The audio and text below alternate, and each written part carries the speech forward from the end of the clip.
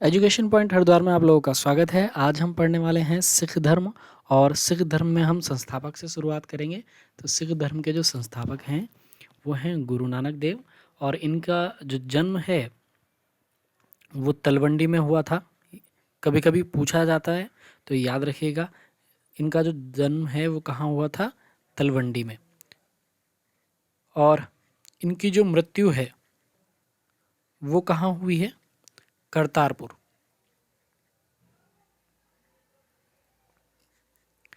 ठीक है। अच्छा, इनके पिताजी का नाम क्या था? तो पिताजी और माताजी का जो नाम है वो भी कभी कभी परीक्षाओं में पूछ लिया जाता है।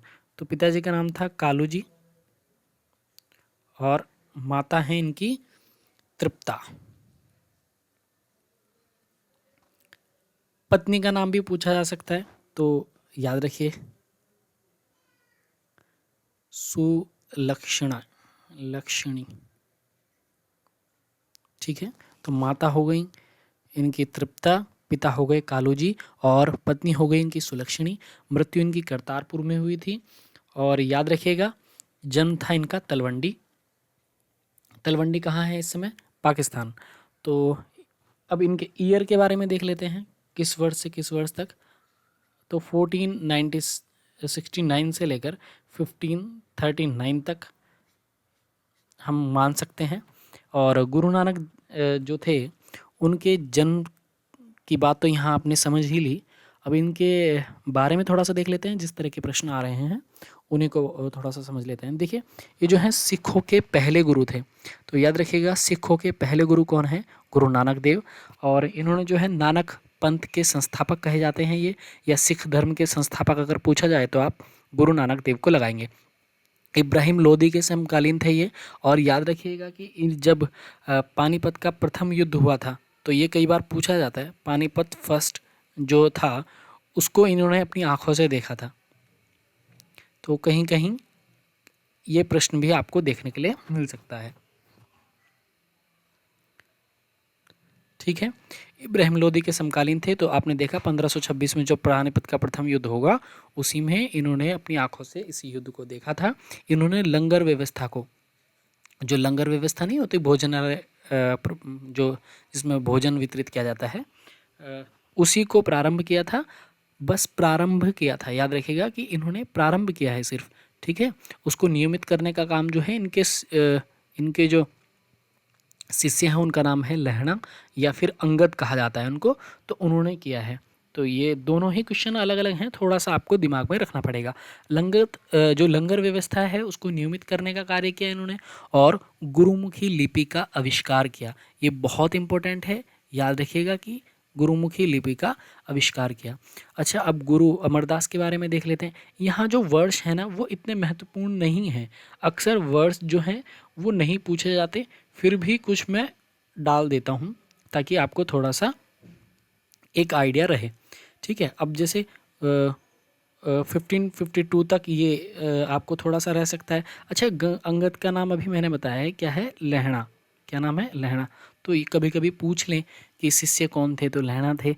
और देखिएगा कि इन्होंने लंगर व्यवस्था जो गुरु नानक देव ने शुरू की उसी को इन्होंने नियमित किया, मतलब अब रोज लगेगी, ऐसे करके इन व्यवस्था को अ, आगे बढ़ाया।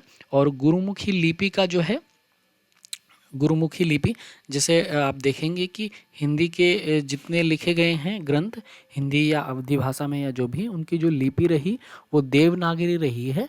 और इसी तरह इनकी जो लिपि रही है जिसमें इनका सिख धर्म का प्रमुख ग्रंथ लिखे गए हैं वो गुरुमुखी लिपि में लिखे गए हैं। तो इस बात को आपको थोड़ा सा दिमाग में अपने रखना है।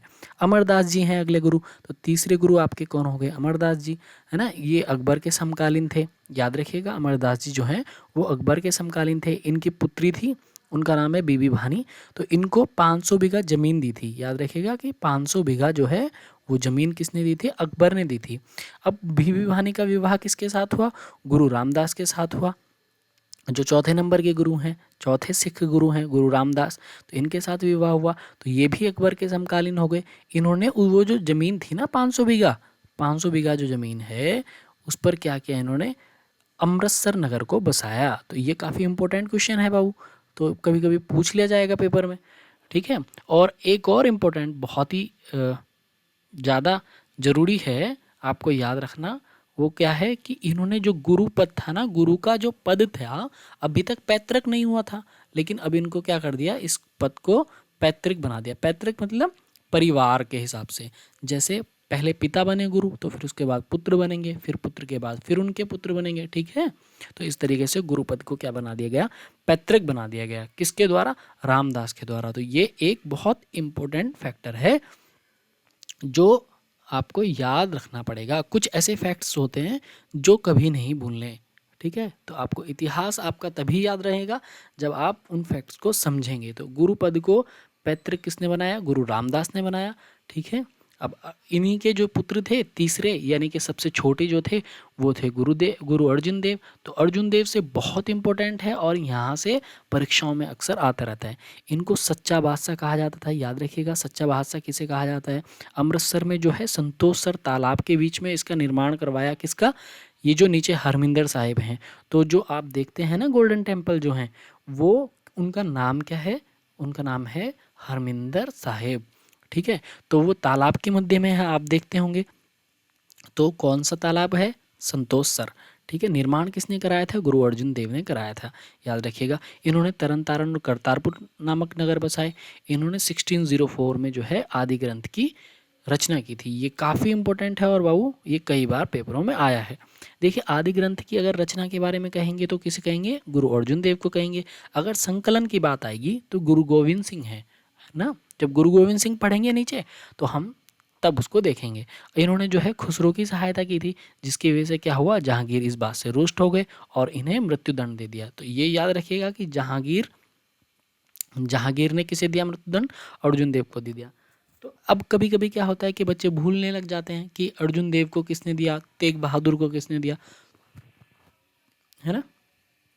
तो याद रखिएगा जहांगीर, देखिए जहांगीर मतलब जहांगीर, अर्जुन ने जहां तीर छोड़ा, अर्जुन ने जहां तीर छोड़ेगा वहीं तो अर्जुन। अब देखिए अर्जुन आपने पढ़ा है ना महाभारत में, तो महाभारत जब आपने देखी होगी तो अर्जुन को देखा होगा, और अर्जुन जो थे धनुर्धारी थे, ठीक है। तो उनका तीर जहां गिरेगा वहाँ, जहां वो चाहेंगे वहां गिरेगा। तो जहां गिरेगा अर्जुन का तीर कहाँ, जहां वो चाहेंगे। तो जहांगीर अर्जुन का तीर, ठीक है। तो जहांगीर ने किसको मृत्युदंड दिया था, अर्जुन को। तो आप कभी भूलेंगे नहीं इस तरीके से, ठीक है। तो इन फैक्ट्स को जरूर याद रखिए। अच्छा ये भी जरूर याद रखिए कि किसकी सहायता के कारण, तो याद रखिएगा कि खुसरो की सहायता के कारण।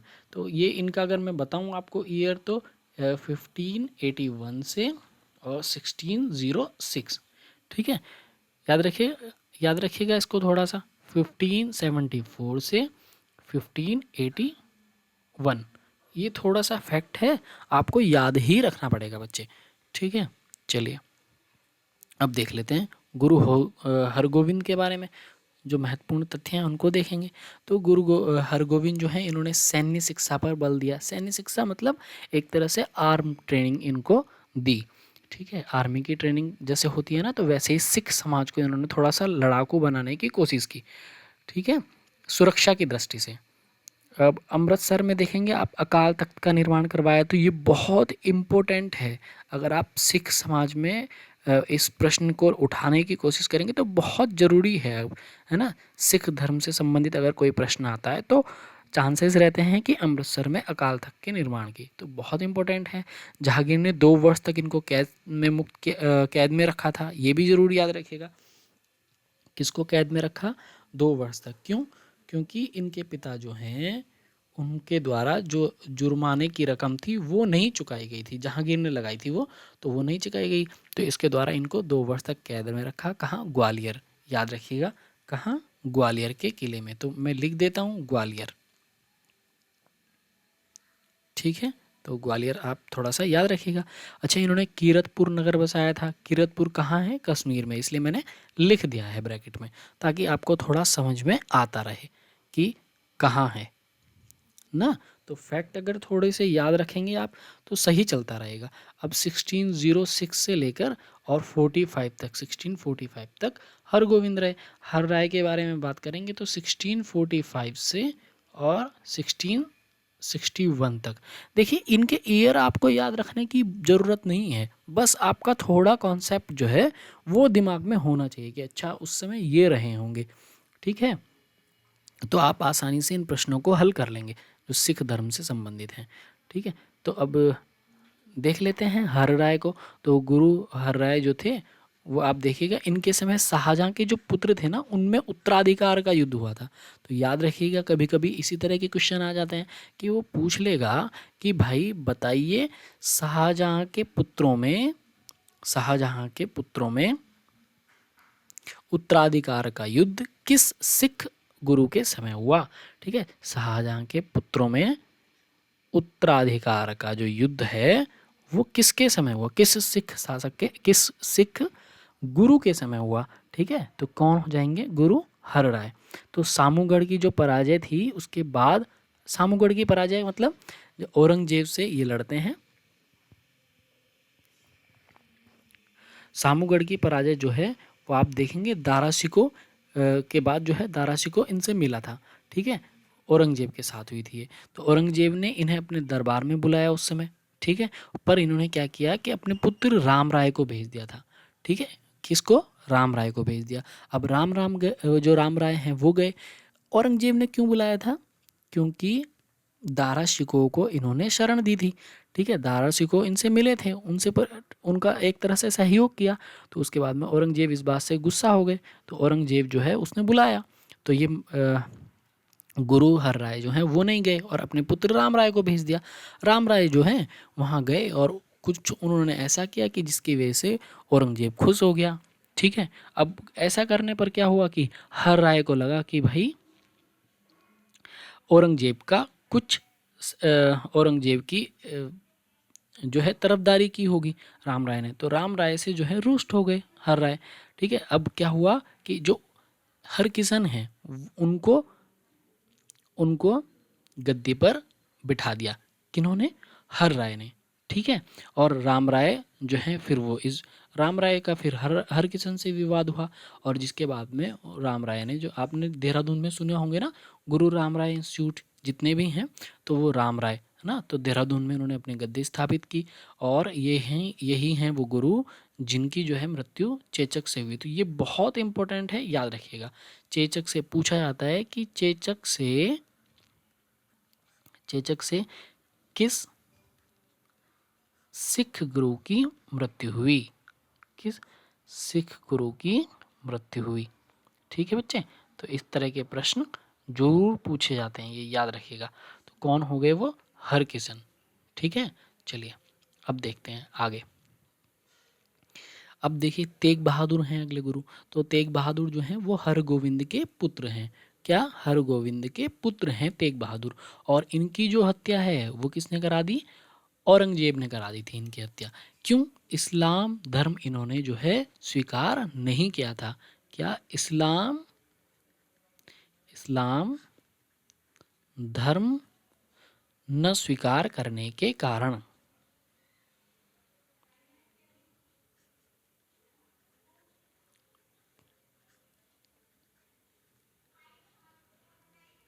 ठीक है। तो इस्लाम धर्म इन्होंने स्वीकार नहीं किया, तो जिस वजह से औरंगजेब ने इनकी हत्या करा दी। और अर्जुन देव की हत्या किसने करी, बताइए, जहांगीर, अभी मैंने बताया है, तो याद रखिए, ठीक है। तो तेग बहादुर जो हैं उनकी हत्या किसने कराई, औरंगजेब ने कराई। तो इस तरीके से आपको याद भी हो गया कि औरंगजेब की जो हत्या है वो किसने कराई, औरंगजेब ने किसकी हत्या कराई, गुरु तेग बहादुर की, ठीक है।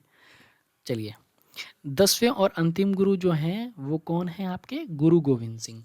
ये बहुत इंपॉर्टेंट है, ये आपको याद भी रखना है। हर गुरु गोविंद सिंह जो हैं वो कौन से गुरु हैं, 10वें गुरु हैं, गुरु 10वें गुरु। तो इनका मैं आपको बता देता हूँ, 1675 से 1708, इनका थोड़ा सा आपको जो है वर्ष याद रखना पड़ेगा, ठीक है। तो याद जरूर रखिएगा इसको, तभी आपको जो है काफ़ी प्रश्न हल करने में थोड़ी सी मदद मिल जाएगी। देखिए इन्होंने जो है पोंटा साहिब की स्थापना की, हिमाचल प्रदेश, वहाँ गए तो वहाँ जो है पहाड़ी क्षेत्र इनको बहुत सुंदर लगा, प्रकृति के दृश्य से काफ़ी सुंदर लगा, तो वहाँ इन्होंने पोंटा साहिब की स्थापना की। किस प्रदेश में है, हिमाचल प्रदेश में, याद रखिएगा। किन्होंने जो है खालसा पंथ की स्थापना की है? खालसा पंथ की स्थापना किन्होंने की? प्रश्न आएगा तो क्या लगाएंगे? गुरु गोविंद सिंह। ठीक है। और इन्होंने जो है सिंह और कौर, नाम के पीछे सिंह और कौर लगाते हैं ना, तो उसकी परंपरा इन्होंने ही शुरू की थी। तो ये प्रश्न जो है वो महत्वपूर्ण बन जाता है। इसको बोलते हैं पांच ककार। क्या बोलते हैं? ककार। ठीक है। तो केश, कड़ा, कंघा, कच्छा, कृपाण, तो क से पांच हो गए ना। तो ये ककार किसने शुरू किया? धारण करने के लिए किसने कहा? गुरु गोविंद सिंह ने कहा। इन्होंने अपनी जो है आत्मकथा लिखी है, तो ये भी कभी कभी पेपरों में पूछा जा सकता है, तो याद रखिएगा। जो कुछ फैक्ट्स हैं इंपॉर्टेंट, वो मैं आपको कराते जा रहा हूँ, लेकिन फ़ायदा इनका तभी होगा जब आप इनको याद रखेंगे। ठीक है, चलिए अब आगे देख लेते हैं। देखिए, एक युद्ध हुआ, किसका? नांदोन का युद्ध। किसका? नांदोन का युद्ध हुआ। तो 1691 में। इसमें ना बहुत विवाद रहता है, जितने लेखक हैं इतिहासकारों का काफ़ी विवाद है इस युद्ध को लेकर। तो किसी किसी बुक में 1690 है और किसी किसी बुक में जो है 1691 है। तो इसमें जो है हरगोविंद गुरु गोविंद सिंह जो थे वो विजयी हुए थे। याद रखिएगा, जो नांदोन का युद्ध था इसमें गुरु गोविंद सिंह विजय हुए थे। अच्छा, ये हुआ किससे था? ये मुगल सेना से ही हुआ था।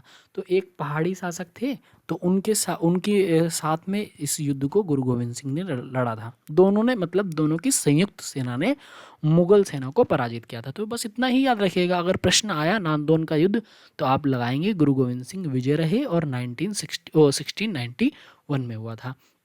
अच्छा, आनंदपुर के दो युद्ध हुए हैं बच्चे। पहला लिखा हुआ है आपका 1701 और दूसरा 1704। तो यहाँ से जो फैक्ट बन जाता है वो आनंदपुर के युद्धों से बन जाते हैं। तो इसमें जो है, क्योंकि आपको अभी मैं देखिए नाम बता देता हूँ, तो 1, 2, 3 और ये 4। तो 4 पुत्र जो हैं वो गुरु गोविंद सिंह के थे। तो 2 पुत्र जो हैं, जो आनंदपुर का दूसरा युद्ध हुआ 1704 में, उसमें चिनवा दिए गए। याद रखिएगा, उसमें जो है इनको जिंदा चिनवा दिया गया मुगल सेना के द्वारा, यानी कि औरंगजेब के द्वारा। और एक युद्ध हुआ चमकौर का युद्ध। तो इस युद्ध में, ये कब हुआ? 1704 में हुआ। ठीक है। तो इस युद्ध में जो अजीत सिंह हैं और जुझार सिंह हैं, ये मारे गए थे। याद रखिएगा। ठीक है। तो ये भी किसके द्वारा हुआ? ये भी मुगल सेना के द्वारा हुआ। और उस समय भी कौन था? औरंगजेब। 1707 तक, 1707 तक औरंगजेब रहेगा। तो उससे पहले जितने भी ये ड्रामे हो रहे हैं, ये कौन है? औरंगजेब। आप जरूर याद रखिएगा कि सिख गुरुओं का बहुत बलिदान रहा मुगल काल में। ठीक है। अब देखिए, खिरदाना का युद्ध है, 1705 में रहा, है ना। तो इसमें क्या हुआ कि गुरु गोविंद सिंह जो है वो विजय रहे मुगल सेना से। ये भी मुगल सेना से, ये सारे मुगल सेना से हैं। तो इसमें गुरु गोविंद सिंह जी जो है वो विजय रहे। अच्छा, इस युद्ध के बाद जो है ऐसा कहा जाता है कि जो आदि ग्रंथ है, ठीक है, तो आदि ग्रंथ है वो कहीं गुम हो गया था। तो इस वजह से जो इस ग्रंथ का है पुनः संकलन हुआ। तो बच्चे आप ये जरूर याद रखिएगा, बहुत इंपॉर्टेंट फैक्ट है कि आदि ग्रंथ का पुनः संकलन किसने किया? आदि ग्रंथ का पुनः संकलन किसने किया? ठीक है। औरंगजेब के जो पुत्र हैं उनमें उत्तराधिकार का युद्ध हुआ। और जो एक लड़का है बहादुर शाह, तो ये फर्स्ट आप लिख सकते हैं, क्योंकि बहादुर शाह सेकंड जो आएंगे वो आपके 1857 के समय भारत का नेतृत्व करेंगे दिल्ली से, है ना। प्रमुख नेता रहते हैं, हालांकि हैं तो बुजुर्ग, लेकिन याद रखिएगा कि बहादुर शाह प्रथम का जो है साथ दिया था किसमें? जो उत्तराधिकार का युद्ध हुआ औरंगजेब के पुत्रों का। अब देखिएगा, एक जो स्थान है उसका नाम है नांदेड़। तो क्या? नांदेड़।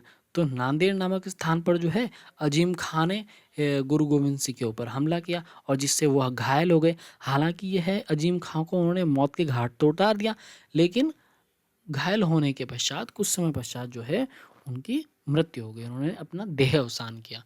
तो इतना जो है, इतने प्रश्न जो हैं ये पार्ट 1 में आपके कंप्लीट हो जाते हैं। मतलब एक भाग जो है आपका सिख से वो पूरा हो गया। अब जो दूसरा भाग है उसमें हम बंदा बहादुर को पढ़ेंगे और महाराजा रणजीत सिंह को पढ़ेंगे। ठीक है। अमृतसर की संधि के बारे में पढ़ेंगे। जो है इस तरह के जो प्रश्न हैं जितने भी बन सकते हैं उनको हम यहाँ करने का जो है प्रयास करेंगे। देखेंगे कि प्रांतीय प्रशासन कैसा रहा के समय, सिख धर्म के समय जो आपका सिख साम्राज्य रहा। ठीक है, भू राजस्व व्यवस्था को हम थोड़ा पढ़ेंगे और सैन्य व्यवस्था की जो प्रमुख प्रमुख चीज़ें हैं उनको हम सेकंड पार्ट में पढ़ेंगे। तो वीडियो देखने के लिए आप सभी का धन्यवाद। देखते रहिए और समझते रहिए, परीक्षाओं में ये ज़रूर आपकी मदद करेंगे।